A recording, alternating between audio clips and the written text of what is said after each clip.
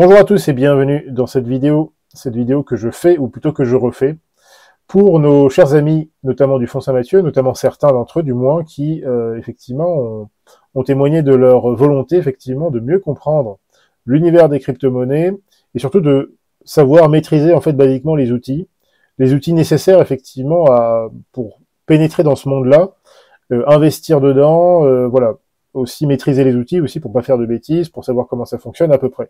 Donc en fait, ce que je vais faire aujourd'hui, c'est simplement une introduction.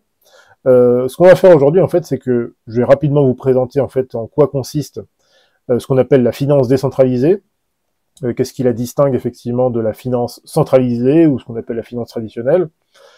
Et on va surtout, en fait, on va surtout créer un wallet, on va créer un portefeuille Web3. Donc le Web3, c'est en fait un petit peu la troisième itération de l'Internet, hein, donc après le Web 1.0, après le Web 2.0.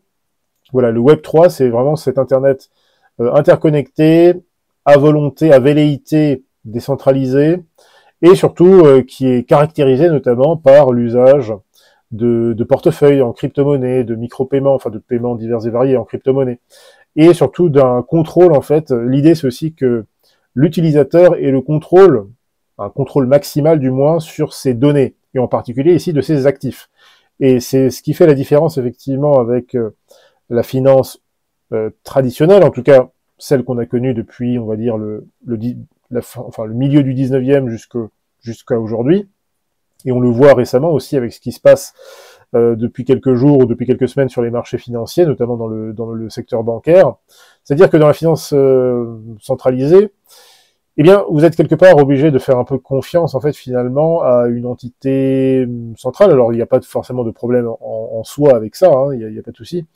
Le problème, c'est que notamment avec le système bancaire tel qu'il est aujourd'hui, et c'est un peu la même chose finalement avec une entité centralisée telle que les plateformes, par exemple, de crypto-monnaies centralisées, c'est que vous n'avez pas tout à fait le contrôle de vos actifs.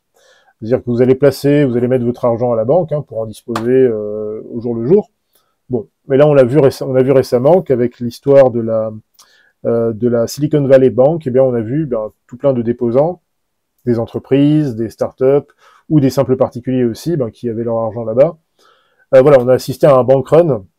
Les gens sont, pendant quelques jours, en tout cas pendant un week-end, ils pouvaient pas effectivement disposer de leur argent parce que la banque, parce que la banque avait fait malheureusement confiance au bon du Trésor américain, la banque s'est retrouvée dans la panade et du coup, effectivement, elle ne pouvait plus assurer ou en tout cas honorer les retraits, les volontés de retrait de certains de leurs clients. Elle n'avait plus les liquidités à disposition et par conséquent, voilà. Donc c'est pour ça qu'on a vu toutes ces vidéos avec tous ces gens qui faisaient la file devant la Silicon Valley Bank. Bon, tout ça pour dire que, voilà, encore une fois, la centralisation n'est pas forcément un problème. Le problème, c'est au niveau de, voilà, qu'est-ce qui se passe en cas de problème. Que se passe-t-il, par exemple, on a vu aussi la même chose, on peut voir également la même chose avec des plateformes centralisées, des plateformes de crypto-monnaies centralisées. C'est que vous pouvez effectivement acheter des cryptos dessus, faire du trading. Vous pouvez même accéder à pas mal de produits, hein, d'instruments financiers divers, du staking. Voilà, il y a plein de choses. Enfin, si vous allez sur Binance ou sur Kraken ou Coinbase ou KuCoin, voilà, il y a vraiment une offre très diverse. Mais c'est vrai qu'il faut bien avoir conscience de ce dicton hein, qui est très commun dans le secteur crypto, c'est que not your keys, not your coins, tout simplement. C'est-à-dire que si c'est pas vos clés, si vous ne possédez pas les clés de votre portefeuille, eh bien quelque part vous n'avez pas le contrôle total sur vos crypto-actifs.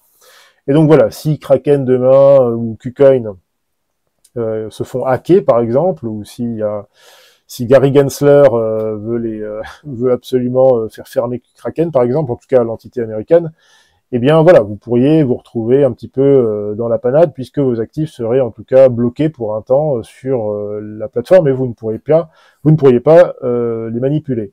Là, dans la finance décentralisée, et c'est ça qui est une grande révolution quelque part de la crypto-monnaie, enfin des crypto-monnaies, c'est justement le fait de pouvoir réellement contrôler en tant qu'individu des actifs digitaux.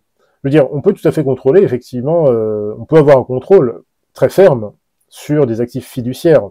Par exemple, si vous entassez chez vous des billets d'euros, par exemple, ou de dollars, ou de francs suisses, Bon, eh bien, à moins effectivement d'un cataclysme financier qui ferait que la banque centrale de tel ou tel pays s'effondre, bon, vos billets gardent a priori de la valeur, sauf si on passe au CBDC, mais en tout cas, voilà, euh, vous avez le contrôle physique sur votre monnaie.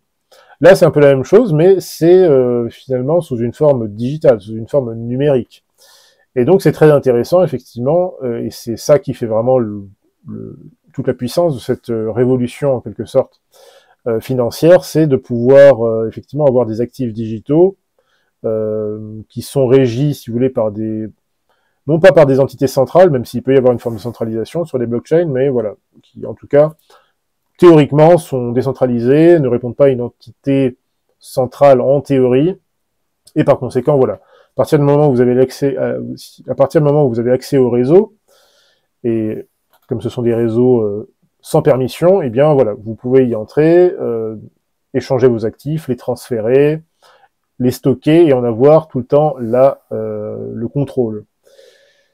Donc voilà, après ce blabla, eh bien, on va tout simplement vous apprendre à créer un wallet et ça va vous permettre justement de pouvoir, en tout cas c'était la demande de certains membres du Fonds Saint-Mathieu qui se reconnaîtront, ça va vous permettre notamment eh bien, de participer par exemple, en tout cas si vous êtes intéressé, puisqu'apparemment il y a un intérêt pour ça, eh bien si vous êtes intéressé par exemple par participer à la vente publique, la première vente publique des tokens du protocole Perpi, que nous saluons ici, eh bien, tout ce que je vais vous dire dans cette vidéo, ça va vous servir puisque vous allez comprendre facilement comment y participer. Parce que c'est vrai que cette vente, par exemple, là, elle se passe entièrement dans le monde de la finance décentralisée. C'est-à-dire que là, vous pouvez pas aller sur Kraken ou sur Coinbase ou je sais pas où pour aller acheter des tokens PRY, donc qui sera le token natif du protocole Perpi.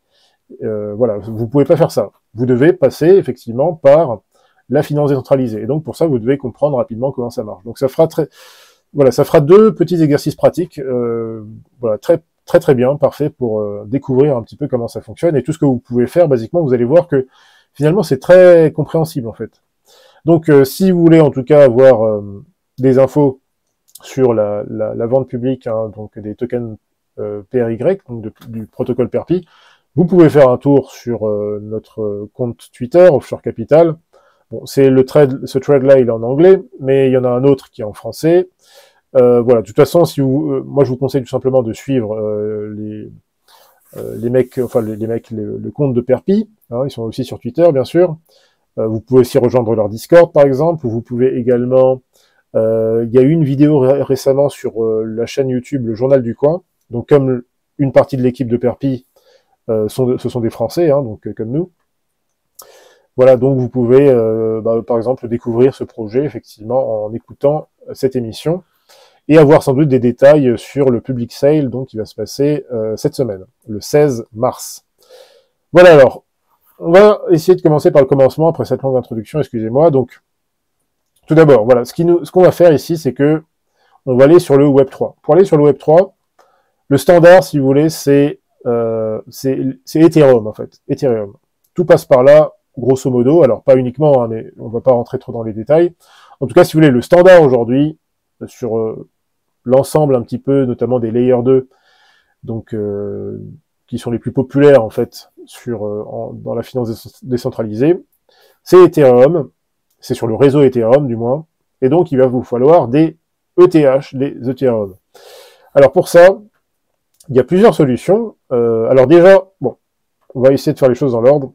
Il nous faudra des Ethereum. Donc là, il y aura deux solutions. Soit vous avez déjà un compte sur une plateforme centralisée du genre Kraken ou KuCoin ou autre.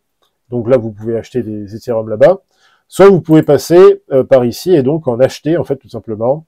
Alors, je vous conseille ce site notamment, vous allez voir qu'il a beaucoup d'avantages. Vous pouvez payer par carte bancaire, et c'est un site très discret et très sympathique, par rapport à beaucoup d'autres qui sont pas du tout aussi intéressants. Mais on va revenir dessus rapidement. La première chose qu'on doit faire, c'est évidemment avoir un portefeuille. Ça, c'est la chose la plus importante. Donc, il nous faut un portefeuille, et pour ça, alors il y a plusieurs solutions, parce qu'il existe tout plein de portefeuilles. Tous ces portefeuilles-là, si vous voulez,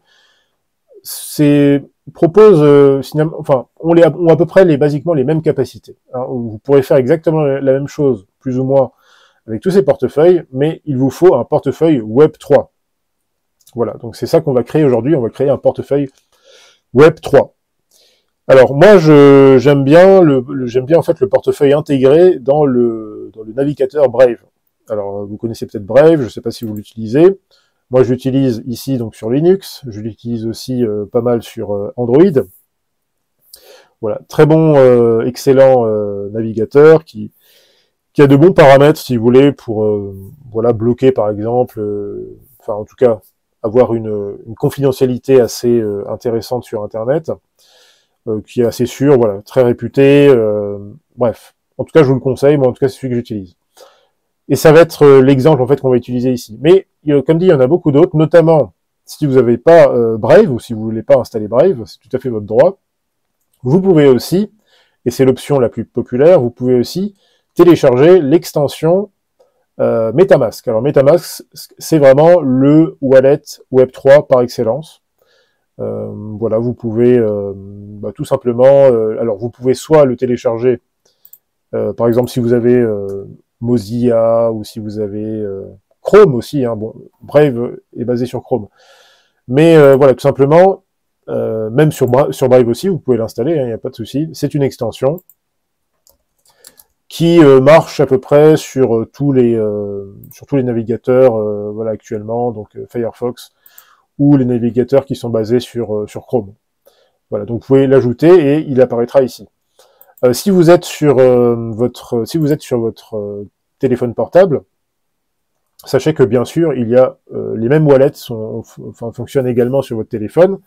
Le wallet intégré que vous avez ici sur Brave, vous le retrouvez également dans la version Android de Brave, donc il n'y a pas de souci, là vous pourrez aussi le retrouver. Et il y a aussi tout plein de toilettes. MetaMask aussi existe en application Android. En application Android qui sont vraiment très bien et qui sont aussi d'ailleurs en extension Chrome. Vous avez le Trust Wallet qui est sans doute mon préféré, mis à part le Brave Wallet, hein, qui est Trust Wallet, j'aime beaucoup, puisqu'il est open source. Vous avez aussi le portefeuille OneInch qui est aussi très très bien fait. Voilà, qui est vraiment très puissant. Je suis pas sûr qu'ils aient une extension Chrome. Mais en tout cas, voilà, ils ont, pareil, si vous êtes sur iPhone ou sur Android, vous pouvez télécharger facilement cette application. Et on va voir que le wallet en fait qu'on va créer ici sur Brave, en fait, vous allez pouvoir en fait le réinitialiser dans chacun de ces wallets. À partir du moment où vous allez avoir la clé qu'on va créer, hein, qui va se générer automatiquement une fois qu'on va créer le wallet, clé qu'on appelle également la seed, enfin c'est une autre version de la clé si vous voulez, sans rentrer dans les détails.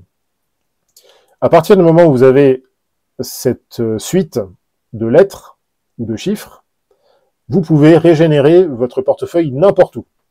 Voilà, vous entrez cette clé-là, cette phrase, enfin, on va voir ça ensemble, hein, mais vous pouvez le transporter absolument n'importe où sans aucun problème.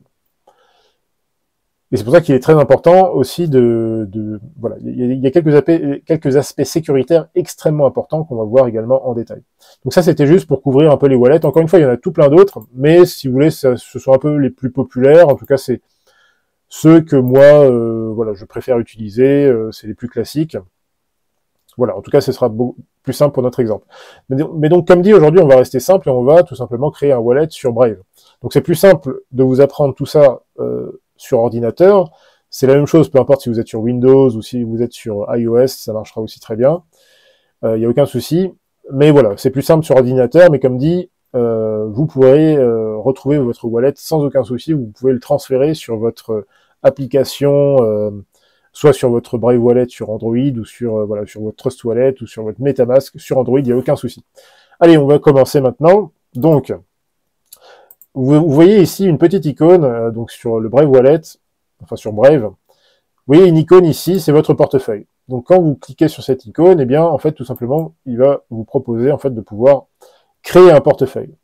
Alors vous voyez ici qu'il y a deux choix. Vous pouvez soit le créer, soit importer un portefeuille existant. Et vous allez voir qu'en fait, par exemple, imaginons, là on va créer un portefeuille, imaginons que on note tout ce qu'on a à noter.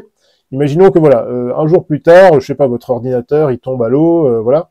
À partir du moment où vous avez les informations qu'on va enregistrer nous là, eh ben il n'y a aucun souci, on va pouvoir régénérer notre portefeuille n'importe où, voilà, sur Brave, où on veut, sur n'importe quelle application Web3.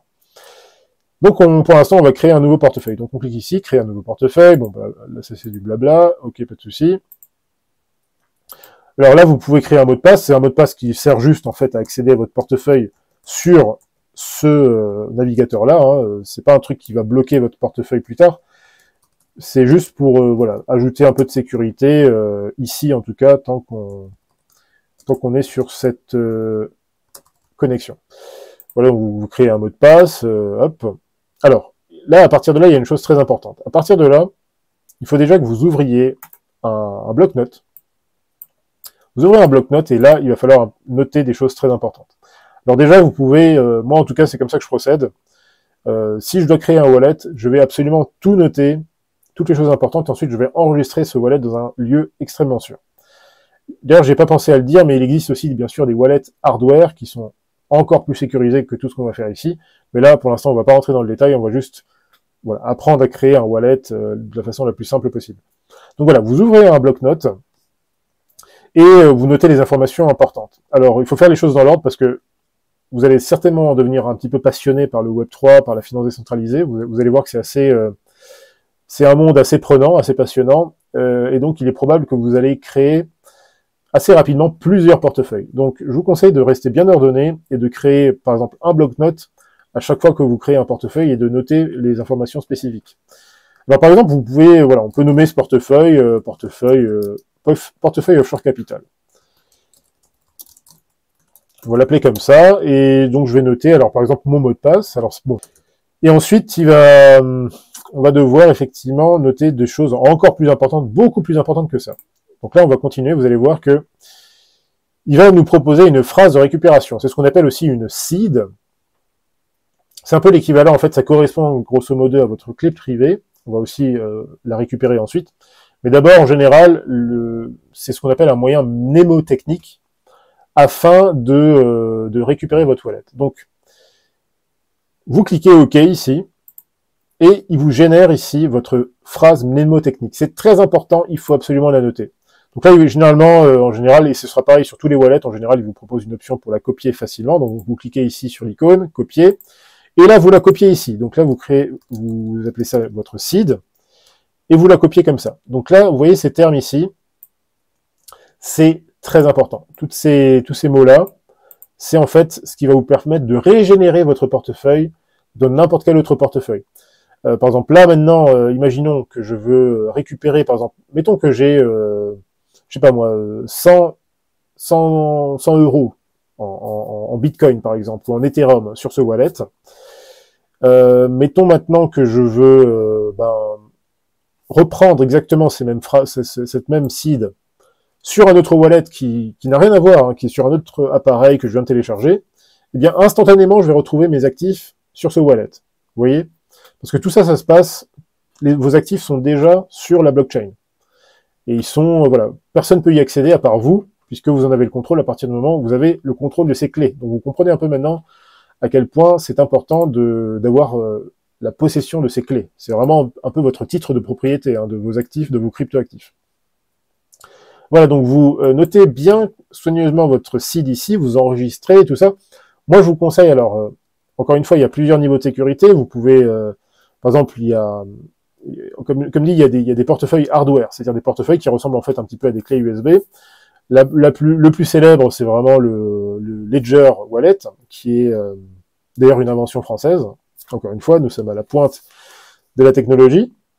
D'ailleurs, si vous avez fait attention à la dernière campagne présidentielle du Z, il était allé, bizarrement, il était allé visiter les usines, en tout cas les locaux de Ledger, qui produisent, enfin leur unité de production est en France. Donc c'est du made in France. Donc ça, c'est plutôt appréciable, quand même. Donc c'est une entreprise, voilà, une entreprise de haute technologie française. Donc tout ça pour dire que voilà, il y a d'autres options encore plus sécurisées, mais là on va rester simple. Donc moi je vous conseille tout simplement, pour commencer du moins, si vous avez une clé USB sûre, hein, pas une clé USB à 2 balles, ou un bon disque dur externe, moi je vous conseille d'immédiatement enregistrer ce genre d'informations très importantes sur votre disque dur hardware ou autre. Ne le laissez pas sur votre ordinateur, parce que votre ordinateur peut être hacké, bon, ou quelqu'un peut s'introduire dessus, ou votre ordinateur peut tout simplement, voilà, vous pouvez avoir peut tomber, je sais pas, dans le lac, hein, quand vous allez faire du camping avec votre ordi, je sais pas.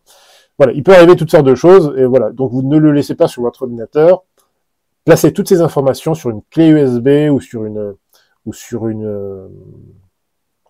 pardon, excusez-moi, ou sur un disque dur externe, et qui ne sert qu'à ça en fait. Hein, vraiment un appareil, un espace de stockage que vous consacrez littéralement à stocker ce genre d'informations très importantes. C'est un peu votre coffre-fort, hein, il faut voir un peu la chose comme ça. Voilà en gros. Alors, vous pouvez même aller plus loin, et c'est même recommandé, surtout si vous avez des portefeuilles avec de fortes liquidités en crypto-monnaie dessus. Voilà. En fait, le mieux, c'est vraiment de d'avoir plusieurs types de sauvegardes, hein, mais là, je parle vraiment quand vous avez vraiment des grosses sommes. Hein. Donc vous pouvez l'enregistrer sur votre disque dur externe, vous le notez sur du papier, hein, cette phrase mnémotechnique, vous la notez sur un papier, que vous allez garder par exemple dans une boîte voilà, qui va être mise sous clé ou un truc comme ça. Voilà, c'est toujours bien d'avoir plusieurs options, parce qu'on ne sait jamais ce qui peut arriver, vous pouvez perdre un de vos appareils, ou il peut arriver tout plein de choses comme ça, ou vous pouvez, je sais pas, avoir un cambriolage, j'en sais rien. Donc c'est mieux d'avoir plusieurs options pour garder le contrôle sur ces clés. Ça fait peut-être un peu parano comme ça, mais c'est quand même important parce que l'idée aussi de la finance décentralisée, c'est que vous êtes le responsable en fait de vos actifs. Donc voilà, ça il faut assumer aussi cette responsabilité-là. Donc voilà, une fois que vous avez noté ces mots-là, vous cliquez suivant. Et là en général, alors c'est juste un test en général qui demande, hein, ça c'est souvent le cas sur les wallets. Je vais vous demander juste pour savoir si vous avez bien recopié les mots. Donc il nous demande le 4e, qui est voilà, et il nous demande le 6e, voilà, et le 12e. Où est-ce qu'il est passé? Voilà. Parfait. Et donc là, votre portefeuille est prêt à fonctionner. Alors, bon, il vous propose plusieurs choses, mais on s'en fiche, on clique terminer. Et là, il va nous mettre directement sur notre portefeuille. Voilà, nous y sommes, c'est le portefeuille qui est là. Alors là, encore une fois, c'est juste une interface. Hein. Encore une fois, ce même portefeuille, avec notre seed, on peut le régénérer n'importe où, sur Trust Wallet, sur MetaMask, sur OneInch, parce que votre portefeuille, là, il vient d'être créé, en fait, sur la blockchain. Alors, à partir de là, il y a une autre chose importante à comprendre, c'est votre adresse. Là aussi, il faut la noter. L'adresse de votre wallet.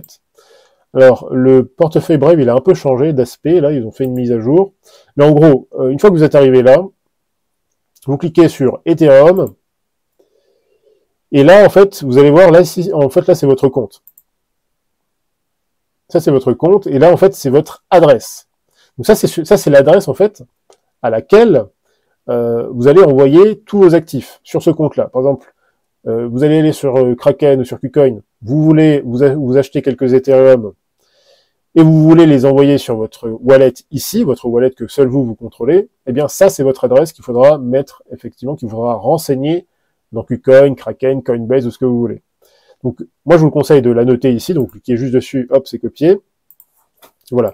Là encore, pour des questions d'organisation, c'est mieux de noter l'adresse en fait, hein, parce que on s'y perd rapidement, comme vous voyez que c'est une suite en fait alors ce sont toujours des formats comme ça un petit peu, hein, les adresses en général. Il y a d'autres formats aussi bien sûr, mais voilà, c'est pas forcément le truc que vous allez facilement retenir de tête manifestement. Donc voilà, notez-le, c'est quand même plus sûr.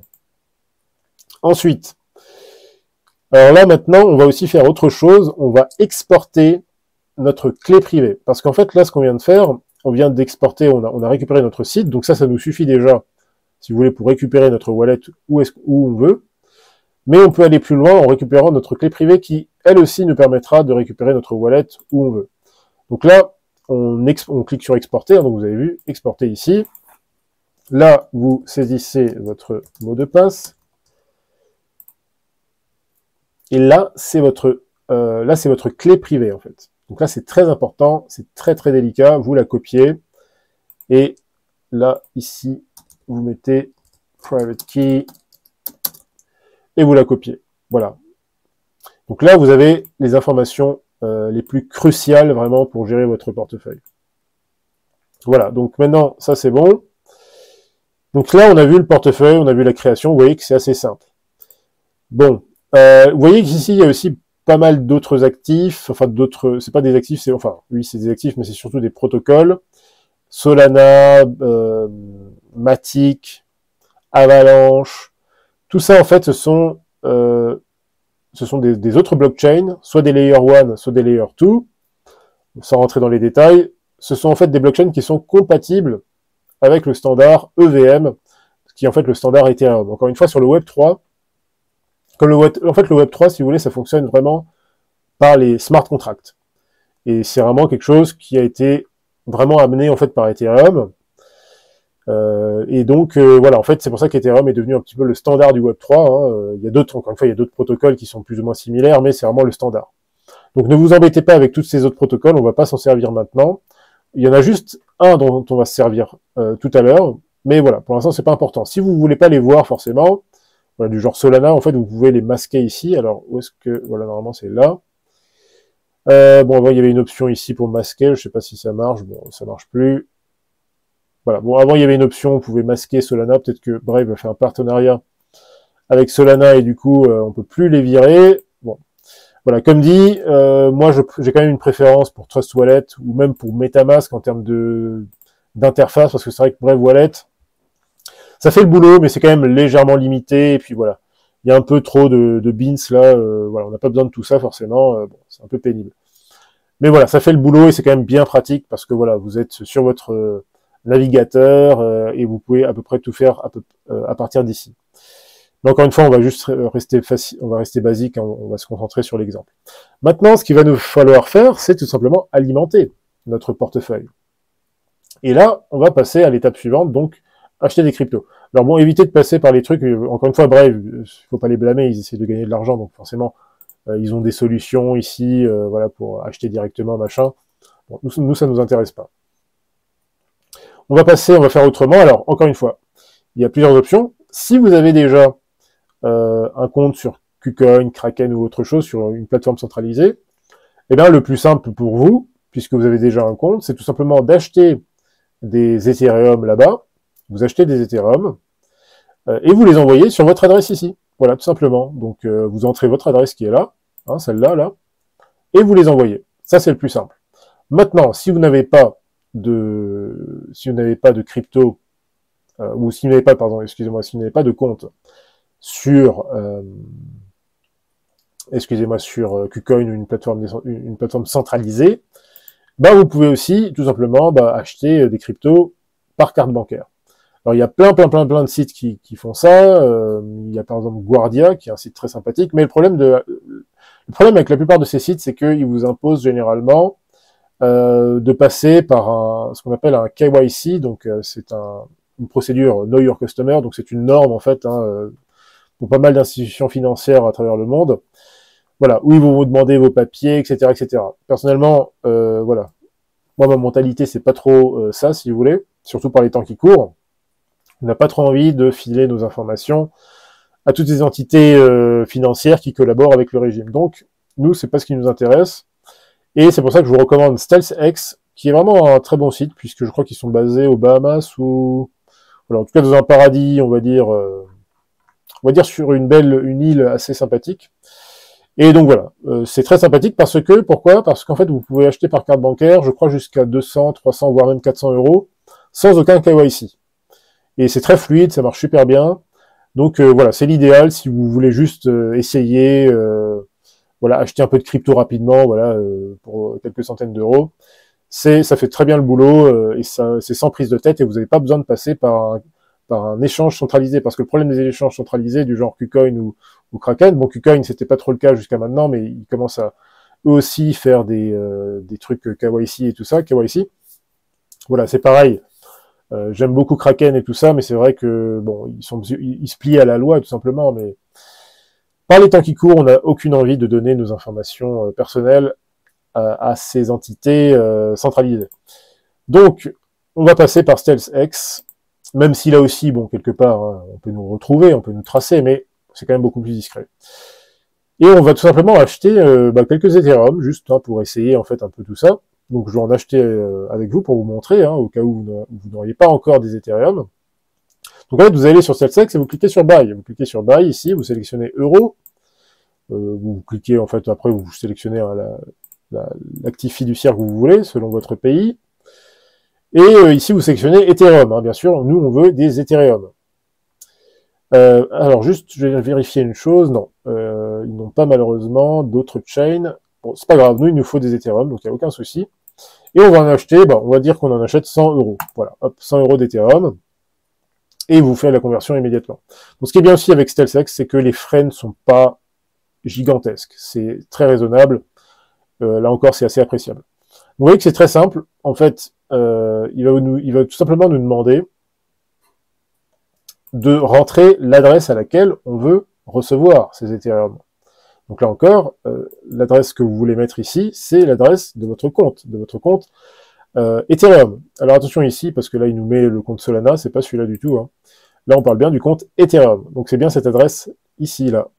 Voilà, cette adresse-là que vous voulez placer ici. Voilà, vous la collez là, c'est votre adresse, et vous pouvez cliquer Next. Vous validez tout ça. Oui. Ok, aucun souci. Et là, vous allez pouvoir faire votre transaction. Voilà. On va mettre une adresse complètement à la noix. C'est une adresse que j'ai fait pour l'occasion. Voilà, alors je vais vous laisser faire tout ça. Encore une fois, c'est très simple. C'est très facile. Vous avez juste à poursuivre ici le processus. Et ensuite, vous arrivez tout simplement là et vous allez retrouver votre transfert, les informations du transfert, tout ça. Et ensuite, vos Ethers seront transférés sur votre portefeuille. Juste un petit détail aussi que j'ai oublié, mais selon votre banque, spécialement si vous êtes dans des banques du genre Crédit Mutuel ou Société Générale, voilà, il peut arriver que ça ne passe pas, que ça ne marche pas, tout simplement parce que, voilà, pour des politiques dont j'ignore la raison d'être. Mais voilà, parfois on ne sait pas trop pourquoi ça passe pas, même si c'est des petits achats. Voilà, on ne sait pas trop. Donc voilà, ça dépend. Peut-être que vous n'aurez pas de chance. Ça dépend vraiment de votre banque. C'était juste pour vous avertir de ce petit détail. En tout cas, une fois que c'est terminé, vous allez retrouver votre portefeuille, voilà, désormais avec vos 100 euros ou n'importe quel montant que vous allez envoyer. Donc maintenant, vous voyez ici que notre balance en Ethereum dispose donc est de l'ordre de 0,06 ETH, qui correspondent à peu près à 100 euros ou plutôt 100 dollars. Voilà. Et là, on va pouvoir commencer effectivement à découvrir d'autres choses. Donc là, on a nos actifs. Il y a une première chose que vous allez comprendre en fait en utilisant Ethereum, notamment Ethereum, c'est-à-dire le réseau principal, ce qu'on appelle le mainnet, donc c'est le réseau principal Ethereum. C'est que, selon les moments de la journée, on va dire, ou du mois, enfin, aléatoirement, quand il y a une forte congestion du réseau, il y a des frais de transaction, enfin, des frais de réseau, en fait, ce qu'on appelle les gaz, qui peuvent être plus ou moins élevés. Et donc, quand vous allez faire une transaction, parfois, vous allez devoir payer des frais. Alors, parfois, ça peut être pas grand-chose, ça peut être, surtout quand vous faites une transaction d'une adresse Ethereum à une autre, en général, il n'y a quasiment pas de frais, en tout cas, c'est très minime, en tout cas. Mais voilà, sur certains protocoles, selon ce que vous allez faire, selon les actifs que vous allez acheter, il peut y avoir des frais plus ou moins importants, et encore une fois, selon la congestion du réseau, parfois, il peut y avoir des frais, alors ça peut aller d'un euro maximum, mais parfois ça peut aller beaucoup plus haut, parfois ça peut aller jusqu'à des 20 euros, des 50 euros, des 100 euros. On a, surtout pendant les périodes de bull run, ou si vous voulez, encore une fois, de forte congestion, quand il y a beaucoup d'activités sur le réseau, qu'il y a plein de gens qui font des transactions, en même temps, le réseau est congestionné, et du coup, parfois il y a des gens qui se retrouvent avec des frais de transaction, juste par exemple pour acheter un actif ou pour vendre un actif. Parfois, en tout cas par le passé, ça s'est passé comme ça, ils avaient des frais de réseau, donc des frais de gaz qui étaient encore plus élevés parfois que le montant en fait qu'ils essayaient d'acheter ou de vendre. Donc ça, c'était un problème effectivement qu'il y avait, pas seulement sur Ethereum, c'est aussi un problème qu'il y avait pas mal sur la blockchain de Bitcoin à une époque. Ça s'est quand même pas mal amélioré depuis. Ça tend, notamment sur Ethereum, ça tend à s'améliorer avec le temps, mais sur Ethereum, c'est vrai que comme c'est la blockchain vraiment la plus utilisée finalement, eh ben, il peut y avoir des moments comme ça où les frais de réseau sont assez importants. Mais il y a des moyens en fait pour échapper à ça, parce que c'est vrai que autant Ethereum est un petit peu la colonne vertébrale du Web3, autant pour vraiment profiter à fond de cet écosystème et de tous les autres écosystèmes qui sont construits sur Ethereum, ce qu'on appelle les Layer 2, donc en fait ce sont des couches qui sont, des sous-couches qui sont construites en fait sur le réseau, mais sur lesquelles justement les frais de transaction seront ridicules, vraiment minimes, et c'est généralement sur ces Layer 2 qu'on va retrouver tout un tas d'écosystèmes très intéressants, des plateformes de trading décentralisées, des plateformes comme Perpi, par exemple, des protocoles comme Perpi, et beaucoup d'autres choses, des jeux vidéo, des plateformes de NFT, des protocoles de staking ou de real yield, pardon. Voilà. En général, c'est comme ça que ça se passe. Alors justement, on va un peu découvrir tout ça. Alors premièrement, là justement, alors avant d'aller plus loin, il y a peut-être un outil que je vais vous montrer d'abord, qui vous sera certainement utile, c'est DexTools. En fait, DexTools, c'est un agrégateur de graphiques, enfin de charts, et d'informations hein, sur n'importe quel token, en tout cas qui est compatible avec qui est en tout cas listé hein, sur leur liste de blockchain. Donc là, vous avez la blockchain Ethereum, vous avez Arbitrum, bien sûr, BNB Chain, Polygon. Tout ça, ce sont des réseaux qui sont tous compatibles en fait avec le standard EVM, avec le standard Ethereum. Il y en a alors qui sont plus trop utilisés, hein, ou en tout cas qui n'ont pas trop d'activité. Il y en a qui sont très populaires, comme Solana, Avalanche, Polygon, Arbitrum bien sûr, la BNB Chain bien sûr, et beaucoup d'autres alors qui optimisent aussi, et puis d'autres voilà qui sont un peu moins un peu moins cotés on va dire. Et donc voilà, DexTools c'est vraiment si vous voulez la plateforme que vous avez vraiment envie d'avoir en tout cas dans vos bookmarks, dans vos favoris, parce que c'est vraiment très pratique justement. Par exemple, bon là on va pas pouvoir acheter des PRY, hein, on va pas pouvoir acheter du token de Perpi puisque la public sale n'a pas encore eu lieu, ce sera que dans quelques jours. Mais je vais vous montrer comment faire. Mais par exemple, si on voulait acheter un autre token dont nous avions parlé par exemple de notre rapport de janvier, ce token qui s'appelle Poison, qui est un protocole très sympathique, hein, très rigolo, conçu par un monsieur de talent, monsieur Bateman. Et donc voilà, par exemple, vous voulez découvrir, enfin vous voulez avoir le cours du Poison. Alors le nom fait un peu hard rock comme ça, mais rassurez-vous, c'est juste un protocole en fait d'actifs synthétiques, hein, donc où vous avez des répliques, si vous voulez, d'actifs tels que Tesla, Apple, etc. Il faut comprendre que sur la finance décentralisée, les actifs que vous voyez là, en fait, ne se trouvent pas dans une banque ou dans un endroit particulier ou quoi que ce soit, ils se trouvent sur une blockchain, sur un protocole. En l'occurrence, là ici, c'est une pool qui est sur Uniswap, donc qui est l'un des, si vous voulez, l'un des échanges, des plateformes décentralisées les plus importantes en fait de la DeFi, hein, de la finance décentralisée. Donc voilà, ce sont des pools, en gros, où vous avez tous ces actifs-là. Vous avez des actifs en Poison et des actifs en USDC. Vous avez sûrement une autre pool qui sera une pool entre Poison et en ETH. Et donc c'est dans ces pools-là qu'effectivement, on peut faire des transactions, obtenir du Poison ou le vendre contre du USDC, etc., etc. Là, vous avez l'adresse du token en question, Poison, et on va voir que c'est important pour notamment ajouter certains tokens à votre portefeuille. Parfois, ils s'ajoutent automatiquement, vous allez comprendre pourquoi.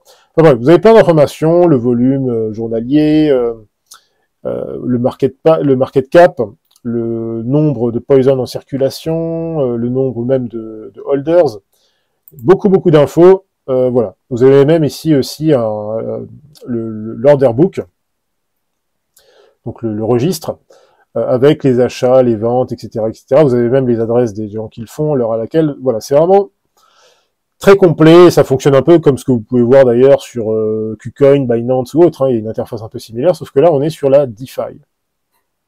Voilà, donc site très important à avoir dans ces bookmarks. DexTools. Voilà. Alors maintenant, revenons à notre wallet. Donc on a créé notre wallet. on l'a alimenté. Alors, maintenant, mettons, alors on pourrait faire un essai, hein, mettons maintenant qu'on veut envoyer des tokens à un de nos amis. Bah, vous voyez ici que vous avez une option envoyer. Voilà, vous voulez envoyer quelques Ethereum, je sais pas moi, à quelqu'un, parce que vous vendez un livre, vous vendez la Somme théologique de saint Thomas d'Aquin, et à un de vos amis, un paroissien, et donc voilà, vous lui dites, vous le vendez, vous lui vendez pour 50 €, donc on va dire pour à peu près 0,03 Ethereum. Ce qui est une bonne affaire hein, pour la Somme théologique, surtout si c'est une belle édition. Donc vous pouvez sélectionner un jeton, donc là vous générez votre liste hein, des tokens que vous avez, donc là on n'a que Ethereum comme token aujourd'hui. Là vous pourriez lui envoyer, vous avez juste entré son adresse ici. On va pas le faire parce que j'ai personne à qui envoyer ça, mais c'est juste pour vous montrer rapidement. Alors, là on va passer maintenant à... Donc là on a compris, vous avez compris comment créer un wallet, vous avez vu que c'est très simple, hein. C'est très très facile, il n'y a aucun souci. Maintenant on va essayer de comprendre comment en fait c'est quoi en fait le Web 3? Comment est-ce qu'on interagit? Qu'est-ce qui distingue en fait le Web 3 finalement du Web 2? En fait, par exemple ici, il y a un bon exemple. Le Web 2, ce qu'on appelle le Web 2, en fait, c'est vraiment l'époque, vous savez, des réseaux sociaux. Donc c'est un Internet qui est encore centralisé, mais où il y a beaucoup plus d'interactions sociales, et ceci de façon beaucoup plus facile qu'à l'époque du Web 1, donc à l'époque de Caramel, pour ceux qui ont connu, à l'époque, voilà, si vous voulez, des années 90, début des années 2000 de l'Internet. Le Web 2, c'est déjà beaucoup plus différent et très axé aussi sur les interactions sociales, sur le e-commerce aussi, etc. Et il y a notamment un truc qui est classique du Web 2, c'est, par exemple ici, si on voulait s'inscrire sur Twitter, on pourrait le faire par exemple avec notre compte Google, notre compte Apple. On pourrait aussi créer un compte, bien sûr, ce qui je vous recommande de faire, hein, de le créer normalement. Je vous déconseille d'avoir quoi que ce soit comme compte sur Google ou Apple, mais voilà. Donc c'est un peu ce genre d'interaction qu'on avait sur le Web 2. Là, sur le Web 3, on passe à une autre forme d'interaction où, par exemple, si vous alliez sur d'autres protocoles tels que Lens Protocol, par exemple, mais peut-être qu'on pourra le faire aussi demain sur Twitter, on pourrait également finalement s'inscrire avec notre portefeuille, puisque notre portefeuille qu'on a là serait un petit peu notre identité digitale, sans forcément toutes les connotations négatives qu'il y a autour de ça avec les projets voilà, que vous savez aujourd'hui de la Commission européenne ou d'autres grandes puissances aujourd'hui hein, qui veulent un peu nous imposer voilà, une identité digitale mais qui serait assez inquiétante. Là, c'est plutôt une identité digitale finalement dont vous avez le contrôle. Encore une fois, c'est vous qui avez les clés de votre wallet. Si vous voulez plus de ce wallet, vous le transférez à un autre, etc., etc. Si demain on a une identité digitale imposée par la Commission européenne, je peux vous garantir que vous ne pourrez pas avoir le contrôle des clés de votre wallet, ni changer de wallet comme ça, comme vous voulez. Ce sera soumis sans doute à des autorisations et à des enquêtes très approfondies. Bon, maintenant, voilà, justement, essayons d'utiliser un peu le Web 3. Alors, il y a une première chose qu'on va faire, puisque là, ce qu'on va faire, en fait, c'est qu'on va aller sur Perpi, déjà, pour voir un peu comment ça se passe, puisque ce que je vais chercher à vous montrer, ça va être un peu la conclusion de cette vidéo, c'est comment participer à la vente, à la public sale donc de Perpi, du token de Perpi, qui sera donc le 16. Le 16, c'est quand? C'est donc vendredi, je pense. Non, jeudi. Donc ça se passera le 16, le 17, et je crois que ça se termine le 19, si je ne me trompe pas. En tout cas, encore une fois, vous avez toutes les infos ici, en détail dans ce fil, et notamment une info importante, surtout pour les nouveaux venus qui seraient intéressés. Je vous conseille de tout simplement suivre en fait le compte Twitter de Perpi, ou d'aller sur le site, hein, ou de surveiller leurs réseaux sociaux, puisque en fait, je vais en parler un peu, mais le modèle de la vente se fera sur un modèle de vente à prix fixe, et de hard cap, donc c'est-à-dire que pour éviter justement certains problèmes qu'il peut y avoir avec ce genre de vente publique, pour éviter que le token prenne trop de valeur et qu'il y ait trop de spéculation dès le départ, en fait, ils ont fait le choix très sage d'ailleurs, de créer des whitelists, c'est-à-dire que vous allez pouvoir en fait envoyer votre adresse, l'adresse que là on a créée là, vous allez pouvoir la soumettre si vous êtes éligible, et encore une fois, vous pouvez aller voir pour découvrir comment être éligible. C'est assez simple en fait. Et ben vous allez avoir, si vous voulez, des places en gros réservées pour votre adresse, pour vous en fait. Hein. Et donc, en fait, il y aura un moment où vous pouvez acheter. Et personne d'autre, ceux qui sont pas whitelistés, ceux qui sont pas sur la liste blanche en quelque sorte, ne peuvent pas accéder à la vente. Donc vous avez en quelque sorte une priorité. intéressante justement pour voilà pour être un des premiers finalement à intervenir sur cette vente. Voilà. Alors manipulons un peu le Web 3, si vous voulez bien. Je pourrais vous faire pas mal d'exemples, mais on va ici se concentrer sur en fait sur Perpi, hein, comme ça on ne va pas rester trop longtemps sur cette vidéo. Alors comme dit, Perpi, bon, je vous le présente plus. Perpi, c'est une plateforme de trading social, ou ce qu'on appelle aussi le copy trading, mais moi je préfère l'appellation, j'aime beaucoup plus l'appellation de social fi ou de social trading. C'est vraiment alors c'est pas une idée tout à fait nouvelle, mais c'est vraiment une idée qui a, à mon avis, beaucoup de potentiel. Et puis surtout, j'aime beaucoup j'aime beaucoup le travail de Perpi. C'est une équipe de gars très sérieux, qui ont fait leurs preuves. Ce sont des gars qui savent bosser, et ce sont aussi des Français. Donc voilà, encore une fois, suprématie française dans le domaine de la technologie, ça fait toujours plaisir. Bon, maintenant, mettons que vous vouliez accéder à Perpi. Ah, on veut accéder à Perpi. Bah, vous voyez qu'ici, on peut se connecter. Donc vous voyez que c'est un peu le même principe. Finalement, le Web 3, c'est un peu le même principe que le Web 2. C'est comme ici, on pourrait se connecter comme ça d'un seul clic ou presque. Sauf que là, en fait, quand on se connecte, eh bien, en fait, on va nous demander de nous connecter avec notre wallet. Donc, on peut faire ça sans aucun problème. Et là, en fait, il y a un pop-up qui arrive, se connecter, oui, pas de souci, on accepte de se connecter. On le fait ici, bien sûr, parce qu'on est aussi, voilà, on est certain que c'est bien le site de Perpi, on a confiance, il n'y a pas de souci. Hein. Ne faites pas ça forcément sur n'importe quel site. Ce qu'il y a aussi, j'en parlerai peut-être dans une autre vidéo, mais le monde de la DeFi et du Web3, c'est aussi un monde, évidemment, plein de prédateurs. Encore une fois, c'est vous êtes en charge de vos actifs, vous en avez la pleine responsabilité, le plein contrôle, mais d'un autre côté, voilà, vous pouvez aussi rencontrer des mauvais acteurs, des acteurs malicieux sur le réseau. Donc là, on approuve. Et là, c'est intéressant parce qu'il nous a ajouté le réseau. Parce que là, on pourrait le faire mécaniquement, mais ça, c'est une chose qu'on va faire tout de suite. C'est que là, en fait, on ne sera plus sur le réseau principal d'Ethereum, on va passer sur le réseau Arbitrum One, qui est en fait un layer 2, qui est l'un des plus populaires parce que c'est l'un des réseaux, en quelque sorte des blockchains layer 2 qui fonctionnent sur Ethereum, où les frais de réseau sont les plus bas, très négligeables, hein, et surtout où les transactions sont les plus rapides. C'est quasiment instantané. C'est pour ça que c'est un protocole, en tout cas plutôt un layer 2, extrêmement populaire, parce que vous pouvez vraiment monter plein d'applications dessus, sans aucun souci, alors que si on était sur Ethereum, et ben là, voilà, on va le voir peut-être plus tard ou dans une autre vidéo, mais les frais seront beaucoup plus importants et ce sera beaucoup moins fluide. Donc là, en fait, on est connecté, vous voyez qu'on est tout simplement connecté sans aucun souci à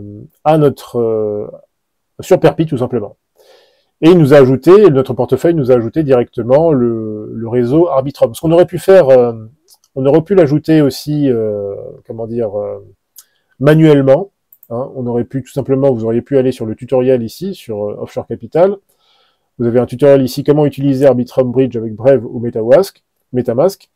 Et là, vous avez toutes les infos, en fait, pour ajouter manuellement le réseau Arbitrum, ou n'importe quel autre réseau d'ailleurs, sur votre portefeuille Brave. Parce que Arbitrum n'est pas malheureusement natif directement sur Brave, sur le portefeuille Brave. Il est directement déjà sur OneInch ou sur d'autres wallets. Voilà, Brave, encore une fois, Brave, ils sont plutôt en partenariat avec Solana apparemment, ce qui est pas ouf, mais voilà, je sais pas pourquoi, il pourrait tout à fait le mettre automatiquement. Hein, bon. Mais voilà, il n'y a rien de compliqué, mais vous pouvez l'ajouter manuellement ou automatiquement en passant sur Perpi, c'est du pareil au même. Donc là maintenant, on est connecté au réseau Arbitrum. Pour juste comprendre les choses, c'est qu'en fait, sur le réseau Arbitrum, là en fait, on n'a pas d'Ethereum. Nos Ethereum, ils sont restés sur le Layer 1, sur le réseau principal Ethereum, Mainnet. Donc ce qu'on va devoir faire en fait, c'est qu'on va devoir transférer nos Ethereum pour les transférer et en fait les convertir en Ethereum, hein, ce sera les mêmes Ethereum, sauf qu'ils vont passer cette fois-ci sur le Layer 2 Arbitrum, où là on va pouvoir s'amuser avec Perpi, où on va pouvoir tester tout plein d'autres applications. Et vous allez voir que c'est quand même beaucoup plus fluide. Alors en fait, pour faire ça, vous pouvez justement aller sur le tutoriel, hein, et là on va voir une première application très simple. Et là, ce sera nécessaire aussi, si vous voulez participer à la vente publique sur Perpi, ce sera nécessaire parce que, encore une fois, la vente publique se passera sur Camelot Dex et Camelot et sur Arbitrum également. Donc tout se passe sur Arbitrum. Voilà, donc en fait, le bridge, c'est tout simple. Donc là, vous avez le tutoriel pour ajouter le réseau, hein, mais c'est pas, là, on l'a déjà fait. Donc, vous allez sur cette partie, et là, en fait, vous pouvez accéder au bridge d'Arbitrum. Donc là, vous cliquez sur ce lien ici, qui vous amène directement au bridge officiel d'Arbitrum. Il existe d'autres bridges. Hein, il y a plein d'autres protocoles très sympathiques, comme il y en a tout plein. Bon, je ne les ai pas ici en bookmark. Mais voilà, pour l'instant, on va rester simple. On utilise le bridge d'Arbitrum. Donc un bridge, c'est un pont, hein, tout simplement. Ça va faire le pont entre le mainnet et en fait, entre le réseau principal et le sous-réseau. Encore une fois, il n'y a pas de souci. Vous allez avoir le même montant d'Ethereum, plus ou moins les frais. Mais voilà, sauf qu'on sera sur Arbitrum. Donc vous cliquez sur votre wallet, donc Brave en l'occurrence ici. Voilà, toujours la même chose, hein, vous permettez au site de se connecter à votre wallet. Voilà. Et donc ici, nous sommes maintenant sur le bridge. Alors, là, il va falloir passer, alors là, il faut qu'on se mette sur le mainnet. Donc suivez bien ce que je dis là. Vous cliquez ici, vous vous mettez sur le mainnet. Voilà, vous autorisez, on change de réseau, il n'y a pas de souci. Voilà, parce qu'en fait, ce qu'on va faire ici, c'est qu'on va transférer, encore une fois, nos Ethereum, ils sont là, hein. On va les transférer depuis le mainnet sur Arbitrum One. Et vous voyez qu'ici, c'est ça qui est aussi sympathique avec le Web3. C'est que sur n'importe quelle application Web3 qu'on va pouvoir utiliser, sur Camelot, ce sera pareil. Si on se connectait sur Camelot, par exemple, sauf qu'on ne va pas le faire parce qu'on n'est pas encore sur Arbitrum, mais c'est-à-dire que le site, enfin le protocole en l'occurrence, va pouvoir en fait voir, par exemple, combien d'Ethereum vous avez. Vous n'avez pas besoin de rentrer des informations ou quoi, parce que tout est déjà, en fait, il y a une communication qui se fait justement par le protocole, via la blockchain, etc. Donc il sait déjà, voilà, vous avez combien d'Ethereum dans votre wallet. C'est juste pour vous montrer un peu le principe du truc.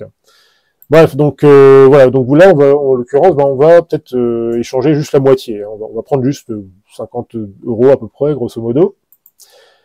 Alors vous voyez déjà qu'ici, ça vous donne une idée en fait, excusez-moi, du petit défaut quand même, hein, un petit peu, si vous voulez, du mainnet, du réseau principal d'Ethereum. C'est que là, pour transférer, parce qu'en fait, on fait un transfert, en tout cas, on utilise un protocole. Donc pour utiliser une application sur le mainnet d'Ethereum, vous voyez que juste pour transférer 50 $, on en a déjà pour 4 € de frais, 4 $ de frais. 5 $ quasiment. Donc vous voyez que si on allait sur toutes ces applications super qu'on va voir sur Arbitrum, et si on les utilisait sur le mainnet d'Ethereum, hein, sur le mainnet, voilà, ça pourrait chiffrer assez rapidement. Parce que si à chaque transaction, c'est des 4 € par-ci, des 5 € par-là, voire plus, hein, parce que là encore c'est généreux, vous voyez que ça va vite.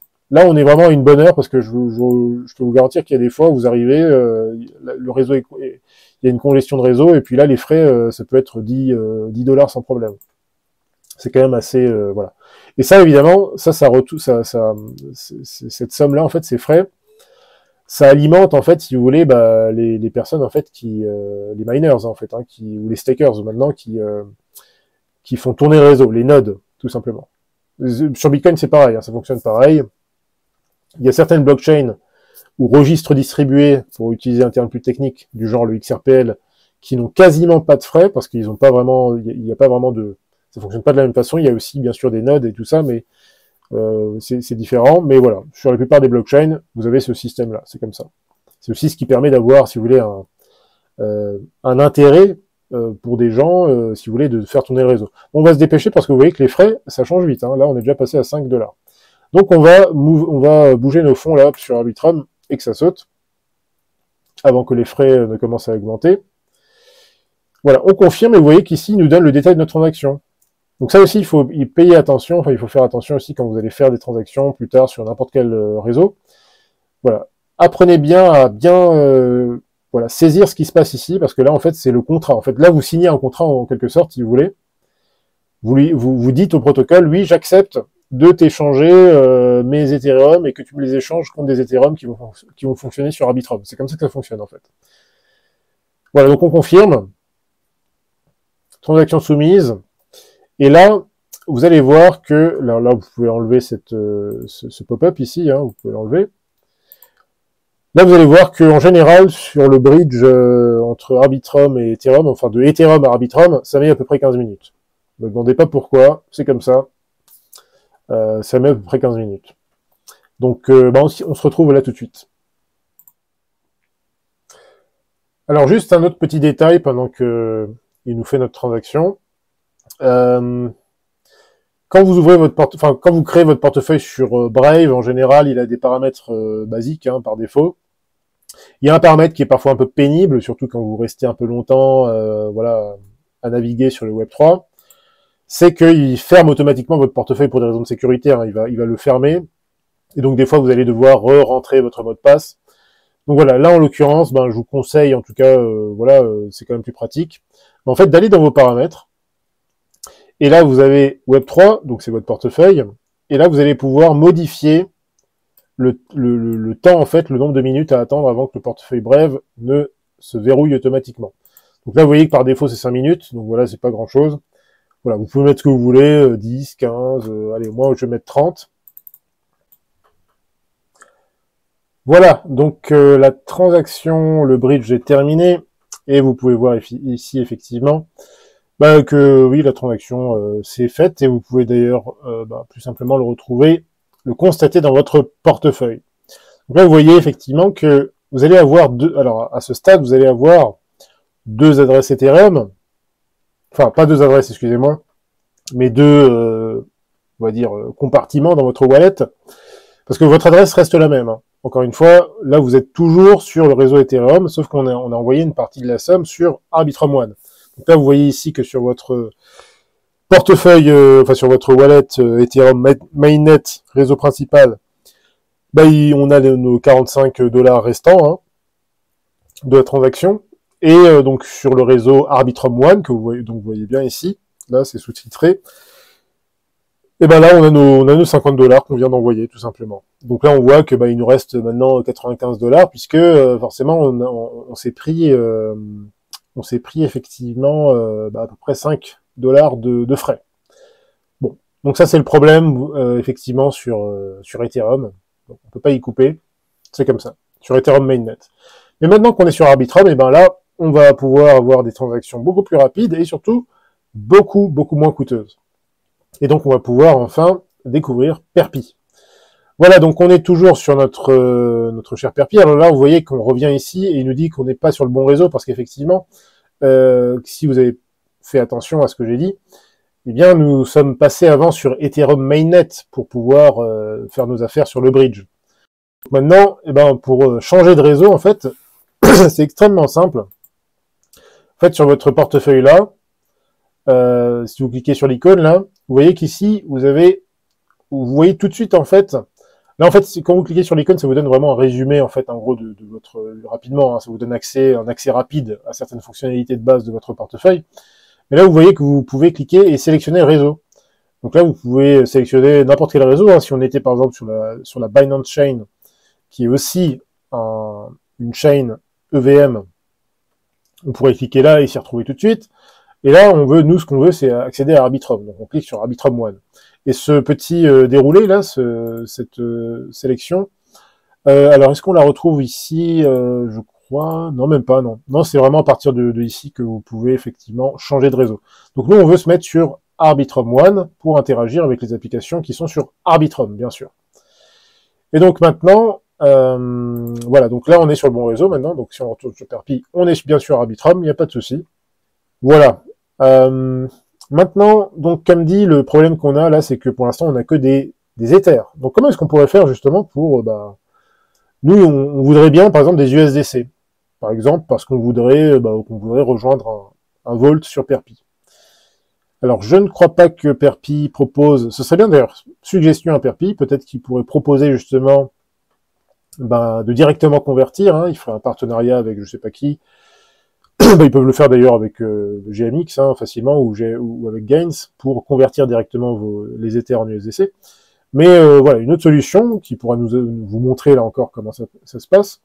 On peut faire ça tout simplement avec... alors on pourrait le faire en fait sur Camelot tout simplement. Oui, on pourrait le faire sur Camelot.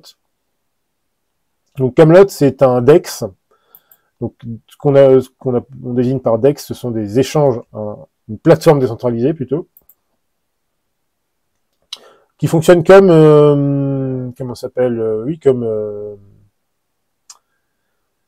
Uniswap, comme SushiSwap, comme tous ces trucs-là. C'est le même principe. Ce sont des plateformes décentralisées sur lesquelles, eh ben, vous avez des pools, avec des différents actifs, ben, avec lesquels vous pouvez interagir. Donc là, nous, en l'occurrence, alors, déjà, il faut se connecter. On arrive là, ici, donc il faut se connecter. On se connecte. Là, c'est pareil. Alors là, il nous propose pas Brave, mais c'est pareil. Vous cliquez sur MetaMask et il va nous proposer de se connecter. Voilà. Voilà, parfait. Donc maintenant, on est connecté sur Arbitrum. Enfin, sur Camelot. Donc là, on voit que notre balance en ETH, elle s'affiche ici, vous voyez. Encore une fois, il n'y a pas besoin de rentrer des informations que ce soit, tout est automatiquement détecté. Donc là, nous, ce qu'on voudrait, bah, par exemple, on voudrait des USDC. Hein. Et pour ça, ben, c'est simple. On va faire un swap depuis ETH à USDC. Donc vous cliquez ici, et vous voyez que vous avez toute la liste des actifs qui sont disponibles sur ce DEX en particulier, hein, donc Camelot. Comme dit, il y a beaucoup d'autres DEX. Hein. On aurait pu aller sur OpenOcean, qui est aussi un très très bon DEX que j'aime beaucoup, qui est vraiment très avancé. Il y a aussi Synthetix. Enfin, voilà, il y a beaucoup de protocoles. C'est pas ça qui manque, mais voilà, on va ici faire l'essai sur Camelot parce que de toute façon c'est là où vous allez devoir vous rendre pour participer justement à la public sale de Perpi. Donc, voilà, nous ce qu'on veut c'est des USDC. Donc les USDC, alors vous cliquez voilà ici sur USDC. Et voilà, donc en fait, ben, disons que nous on veut convertir, oui à peu près tout. Alors vous allez voir qu'ici il y aura des frais bien sûr. Alors ce ne sont pas des frais du réseau lui-même, c'est-à-dire du réseau Arbitrum lui-même. Ce sont surtout des frais qui sont appliqués par le protocole, en l'occurrence par Camelot.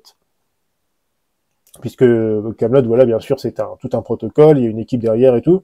Donc voilà, ça leur permet de générer des frais pour le réseau. Il y a aussi des holders, des stakers et tout ça. Il y a tout un modèle de tokenomics. Hein, donc ça, c'est ce qu'on appelle le tokenomics, c'est un petit peu, oui, l'écosystème, en fait. Hein, le mécanisme, en fait, ce sont les ensembles de mécanismes économiques qui permettent justement, ou en tout cas qui permettent à un protocole, par exemple, ben de générer des revenus ou d'en redistribuer, etc.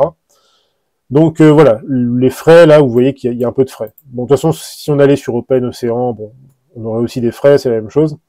Voilà, peu importe, nous, on veut convertir nos Ethers en USDC, donc voilà, c'est très simple. Là, comme dit, on va faire le max, hein, on prend juste nos 50 $, en gros. Mais vous voyez que les frais sont quand même très minimes, hein, c'est 0,03%, donc ça va, reste raisonnable. Et on clique sur Swap. Swap. Hop. Là, il y aura voilà, comme d'habitude, le pop-up. Alors des fois, alors là, il y a un cas d'école, c'est très bien. Alors déjà, des fois, parfois, l'icône enfin, le pop-up ne sort pas tout seul. En général, vous avez juste à cliquer sur l'icône, hein, des fois, voilà, ça lag un peu, il n'y a pas de souci. Donc là, la chose intéressante, il nous dit que nous n'avons pas assez d'Ether, en fait, pour couvrir les frais. Et c'est vrai que là, en fait, on veut tout convertir d'un coup. Là, il faut pas le faire. Enfin, c'est pas comme ça que ça se passe. Il nous faudrait plus d'Ether pour couvrir les frais. Parce que même si les frais d'Ether sur Arbitrum sont vraiment très très bas, néanmoins, il nous en faut quand même un tout petit peu. Donc là, on va prendre juste une somme un peu moins importante. Donc on rejette cette transaction-là, on va juste recommencer. Et on va lui dire, par exemple, de convertir juste, voilà, à peu près 40 $, quelque chose comme ça. On va juste mettre 0,2, voilà, par exemple. C'est vrai que parfois, je trouve que Camelot rame un petit peu. Je trouve que Camelot rame un petit peu. On va mettre peut-être un petit peu plus. Voilà. Voilà, on arrive à peu près à 40, normalement, ça devrait passer. Le reste devrait suffire largement pour couvrir les frais. Bon, voilà, donc oui, forcément, il y a des variations en même temps, mais il vous prévient au moins. Voilà, donc là, ça colle. Pas de message de frais insuffisants. On peut confirmer et on convertit nos Ethers en USDC. Transaction soumise. Et normalement, c'est très rapide. Voilà, donc là, à ce stade, vous voyez ici que, vous voyez la balance, là, notre balance en USDC, maintenant, elle est de 40 $. Donc la transaction a bien eu lieu.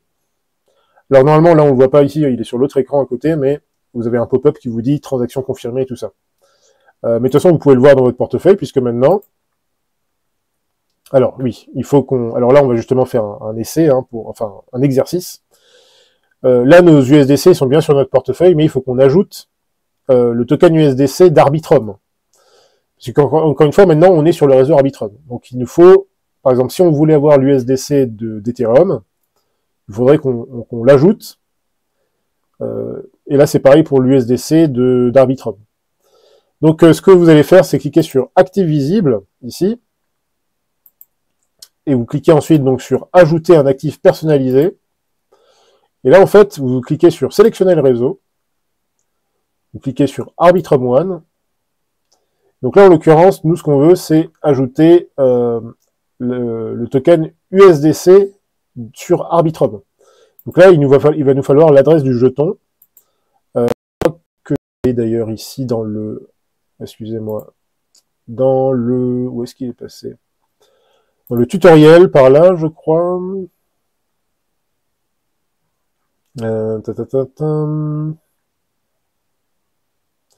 Voilà, c'est l'USDT, c'est pas ça qui nous intéresse. Voilà, on a ici, par exemple, l'USDC. Donc là, si vous cliquez ici, là, juste sur ce lien, hein, bon, de toute façon, ça vous renvoie ici. En fait, voilà, là, ce qu'il vous faut, en fait, c'est c'est l'adresse du contrat, en fait, du token USDC.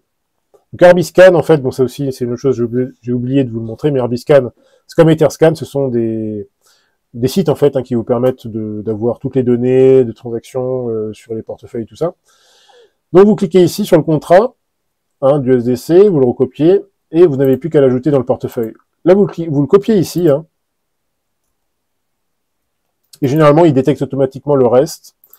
Bon, là, c'est pas le cas, parce qu'encore une fois, Brave Wallet, c'est pas le top.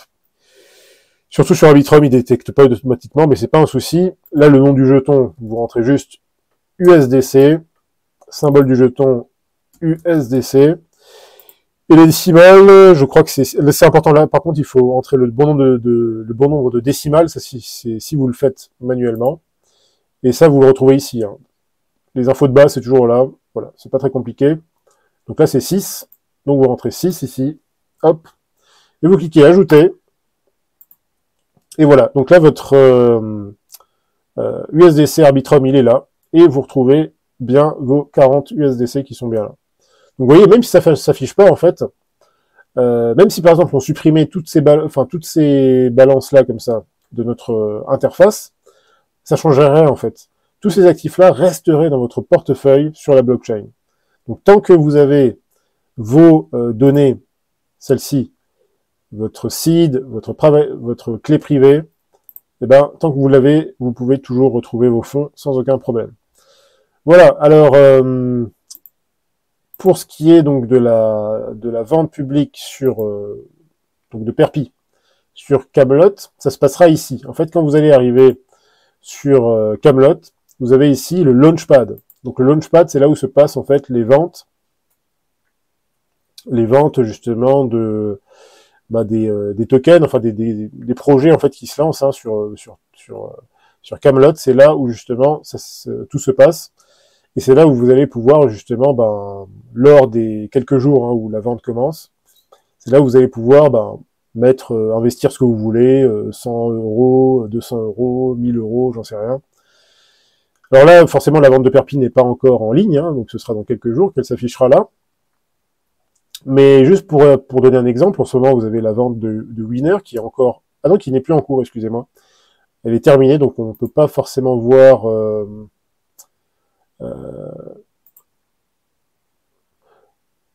Voilà, mais en tout cas, c'est assez simple à comprendre. En gros, hein. Vous cliquez, vous arrivez ici, vous arriverez sur une page similaire, hein, donc avec Perpi, et en fait, vous aurez la possibilité d'entrer, si vous êtes sur la whitelist, d'entrer votre adresse. Tout simplement, il détectera automatiquement si vous êtes sur la whitelist ou pas, et vous pourrez entrer tout simplement. Alors, je crois que la vente de Perpi, ça se passera en USDC, donc il vous faudra des USDC. Hein, donc, préparez bien votre wallet avec des USDC.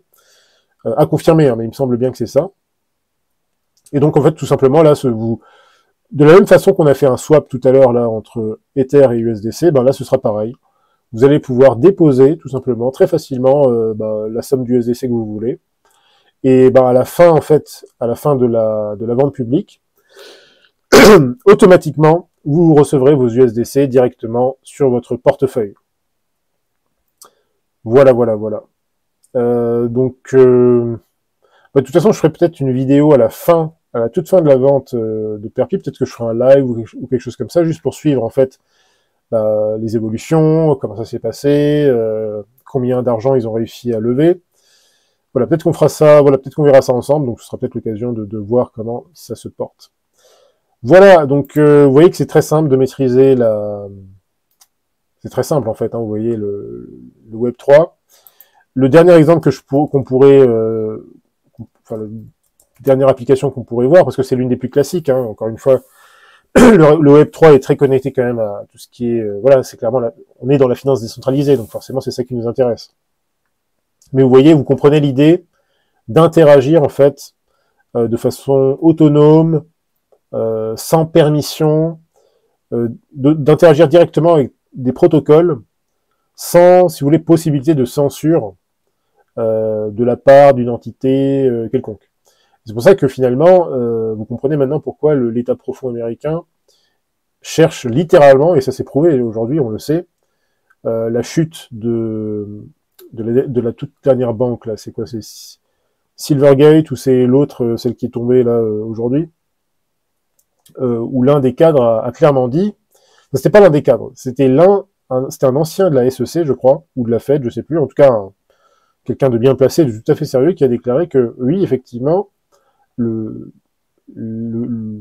l'appareil, les élites managériales actuelles américaines, en partie du moins, notamment celles qui sont plutôt de tendance démocrate, cherchent vraiment à éliminer en fait, ou en tout cas à débancariser de force, notamment toutes les startups ou les plateformes crypto, parce que en réalité, l'écosystème crypto pose une menace, à mon avis, c'est par rapport justement à l'établissement futur des CBDC. Parce que les CBDC, il faut comprendre que ce sera un peu comme, ça se passera en fait comme sur une blockchain, sauf que c'est pas vous qui avez le contrôle, c'est pas vous qui avez les clés. Donc si la commission de Bruxelles, si le gouvernement Macron, si Christine Lagarde veut, ou en tout cas ici, mettre en place, si vous voulez, des nouvelles normes financières, ESG, compatibles avec je sais pas quelle idéologie actuelle, bah, potentiellement, voilà, vous aurez, enfin on le sait déjà, que ce qu'ils voudront faire, c'est par exemple limiter les montants que les personnes peuvent épargner sur des comptes. Donc vous ne pourrez pas avoir des comptes avec plus d'une certaine somme d'argent, en tout cas pas pour certaines fonctionnalités. Par exemple, ce sera très facile pour le pour le régime de contrôler certaines de vos dépenses, ou de voir exactement ce que vous dépensez. Quelle est votre empreinte carbone, est-ce que vous dépensez dans tel ou tel activité, enfin voilà, tout sera contrôlé d'une façon, si vous voulez, ce sera sans précédent en fait.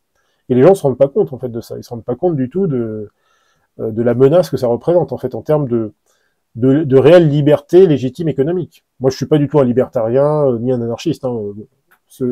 Nos amis du FSM me connaissent, il n'y a pas de souci, mais les autres peut-être un peu moins. Mais là, en l'occurrence, étant donné, si vous voulez, la nature du régime auquel on fait face, c'est quand même très inquiétant. Donc, c'est juste pour vous dire que finalement, c'est pas déconnant d'apprendre un petit peu à se débrouiller avec tous ces outils DeFi. C'est pas déconnant du tout de commencer à, au moins, voilà, avoir quelques actifs intéressants en crypto, hein, notamment les grandes références, hein, Bitcoin, Monero, Ethereum, parce qu'à partir de ces cryptos-là, vous pouvez un peu naviguer dans tout le reste de l'écosystème crypto. Donc, pour moi, c'est vraiment les actifs un petit peu à avoir, quoi. Après, bon, bien sûr, le problème, c'est que ce sont des actifs très fluctuants au niveau du cours.